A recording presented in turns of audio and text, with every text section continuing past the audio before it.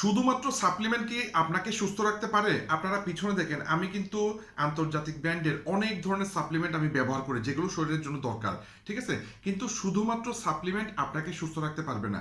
সুস্থ রাখার জন্য তিনটা বিষয় মেনে চলতে হবে। এক নাম্বার হচ্ছে আপনার শরীরে প্রতিনিয়ত যে টক্সিন বা বিষাক্ত পদার্থ জমতেছে সেটা বের করে দিতে হবে, ঠিক আছে? এই ক্ষেত্রে সাপ্লিমেন্ট আপনাকে সাহায্য করে। আমি একটা সাপ্লিমেন্ট ব্যবহার করছি যেটা টক্সিনগুলো 16 ঘন্টায় বের করে দিছে।